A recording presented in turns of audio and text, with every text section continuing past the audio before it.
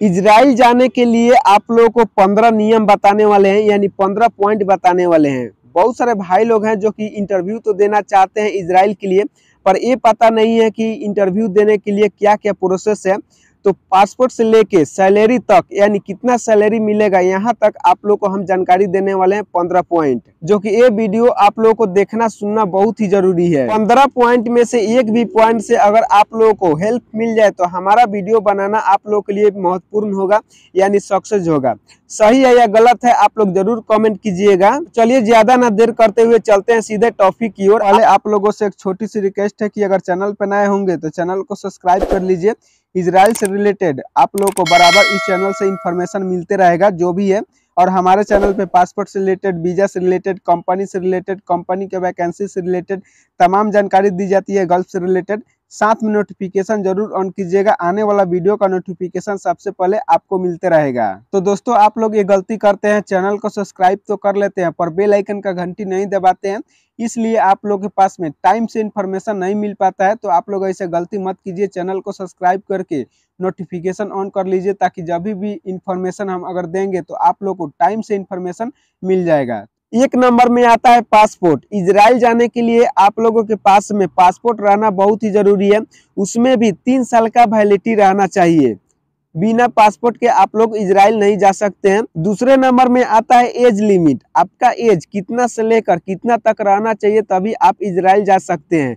तो आपका एज 25 साल से लेकर 35 साल तक रहना चाहिए, तभी आप लोग इंटरव्यू देके इजराइल जा सकते हैं। अगर मान लीजिए कि आपका लास्ट 45 हो गया तभी भी आप लोग जा सकते हैं, वो इंटरव्यू के ऊपर निर्भर करता है, या ऑफिस वाला अगर रिसीव कर ले रहा है तो ठीक है, नहीं तो आपका एज लिमिट यानी 35 साल तक ही चलेगा। तीसरे नंबर में आता है आपको काम आना चाहिए। जाहिर सी बात है, अगर आपको काम आएगा तो ज्यादा सैलरी आपको मिलेगा, ज्यादा पैसा कमाइएगा, अपने घर पे ज्यादा पैसा भेजिएगा। 4 नंबर में आता है आपको इंटरव्यू देना होगा।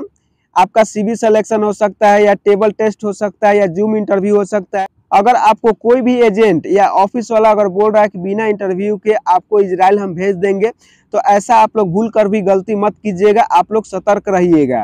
5 नंबर में आता है मेन पावर ऑफिस। आप लोग सोचते होंगे कि मेन पावर ऑफिस हम क्यों बोल रहे हैं, तो देखिए भाई साहब, अगर आप लोग को इजराइल जाना है या गल्फ कंट्री कहीं भी जाना है तो मेन पावर ऑफिस के अलावा किसी ऑफिस से आप लोग मत जाइए, नहीं तो आप लोग फंस भी सकते हैं या आपका पैसा भी बर्बाद हो सकता है। आप लोग मेन पावर ऑफिस से कहीं भी जाइए। मेन पावर ऑफिस से जाने से एक चीज का फायदा होता है कि आपका पैसा नहीं फंसता है, सैलरी भी ज्यादा लगता है। उसके बाद कम बजट में भी आप लोग गल्फ कंट्री भी जा सकते हैं या इजराइल भी जा सकते हैं। तो ये चीज का आप लोग जरूर ध्यान दीजिएगा। जो ऑफिस भारत सरकार द्वारा अप्रूवल ऑफिस है, यानी सर्टिफाइड ऑफिस है, उसी ऑफिस से जाने के लिए आप लोग कोशिश कीजिए। 6 नंबर में आता है एग्रीमेंट पेपर। देखिए भाई साहब, यह एक ऐसा पेपर है ना, इसके बिना कोई भी काम सफल नहीं होता है।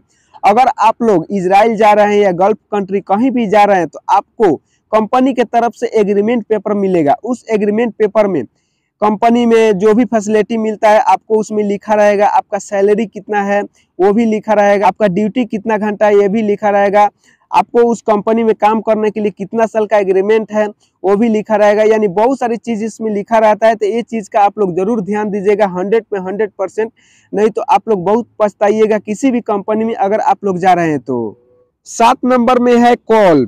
कॉल हम इसलिए बोल रहे हैं कि आपका इंटरव्यू जिस ऑफिस से हुआ है तो उस ऑफिस के तरफ से आपके पास में कॉल आएगा कि आप सेलेक्ट हो गए हैं इजराइल जाने के लिए, तो आप रेडी हो जाइए। आपका इंटरव्यू जैसे भी हुआ है, टेबल टेस्ट हुआ है या जूम इंटरव्यू हुआ है या क्लाइंट द्वारा इंटरव्यू हुआ है, तो आप सेलेक्ट हो गए हैं आप इजराइल जाने के लिए। 8 नंबर में आता है मेडिकल करवाना होगा। अगर आप लोग इजराइल जाना चाहते हैं या इजराइल के लिए आपका इंटरव्यू हो गया तो बिना मेडिकल के आप लोग इजराइल नहीं जा सकते हैं। और इसमें नॉर्मल मेडिकल होता है कि गामका मेडिकल होता है, ये भी आप लोग को जानना बहुत ही जरूरी है। तो वीडियो के डिस्क्रिप्शन में आप लोग को लिंक मिल जाएगा, उस लिंक के आप लोग ओपन करके आप लोग अच्छी तरह से जानकारी ले सकते हैं कि इसमें नॉर्मल मेडिकल लगता है कि गामका मेडिकल लगता है, और मेडिकल का पैसा कितना लगता है उस वीडियो में बताया गया, आप लोग अच्छी तरह से जानकारी ले सकते हैं। 9 नंबर में आता है वीजा। अगर आपका इजराइल का इंटरव्यू हो गया है, नहीं भी हुआ है तो आप लोग जान लीजिए कि इंटरव्यू जब हो गया तो आप लोग सेलेक्ट हो गए, तो सेलेक्ट हो जाने के बाद आपको एग्रीमेंट पेपर मिलेगा। उस एग्रीमेंट पेपर में बहुत सारी चीज लिखा रहता है, जो कि एग्रीमेंट पेपर के बारे में आप लोग को हम पहले ही बता दिए। एग्रीमेंट पेपर के बाद में आपको मिलेगा वीजा। तभी आप लोग जा सकते हैं इजराइल। 10 नंबर में आता है टिकट। जब आपका सब कुछ हो जाता है इजराइल जाने के लिए, आपका इंटरव्यू भी हो गया, आप सेलेक्ट हो गए, आप एग्रीमेंट पेपर पे साइन भी कर दिए, आपका वीजा भी आ गया, तब आपको मिलता है टिकट, वो भी ऑफिस की तरफ से आपको इजराइल जाने के लिए। 11 नंबर में आता है फाइल। आप लोग सोचते होंगे या बोल भी रहे होंगे कि फाइल बोल के हम बकवास कर रहे हैं, तो जिनको अगर पता है फाइल के बारे में तो उनके लिए सॉरी, क्योंकि उनको तो ऑलरेडी जानकारी है। अगर जिनको जानकारी नहीं है तो उनके लिए हम बोल रहे हैं कि फाइल एक ऐसा चीज़ है, अगर आप लोग इजराइल जा रहे हैं तो ये चीज़ का आप लोग ध्यान रखिएगा कि ऑफिस के तरफ से एक फाइल मिलेगा, जिस फाइल में आपका वीजा रहेगा, टिकट रहेगा, एग्रीमेंट पेपर रहेगा और काफ़ी सारा डॉक्यूमेंट है जो कि उस फाइल में रहेगा। आप लोग अच्छी तरह से चेक कर लीजिएगा फाइल को। एयरपोर्ट पे आप चले गए, वहाँ पे अपना फाइल खोलिएगा तो उसमें कोई डॉक्यूमेंट रहेगा, कोई नहीं रहेगा, तो वहाँ से आपका काम बनने वाला नहीं है। जो भी काम अगर आपका बनने वाला है वो भी बिगड़ जाएगा। तो जिस ऑफिस से अगर आप लोग जा रहे हैं इजराइल, तो उसी ऑफिस में अपना फाइल ओपन करके देख लीजिए कि हमारा कौन कौन सा डॉक्यूमेंट है, कौन कौन सा डॉक्यूमेंट नहीं है।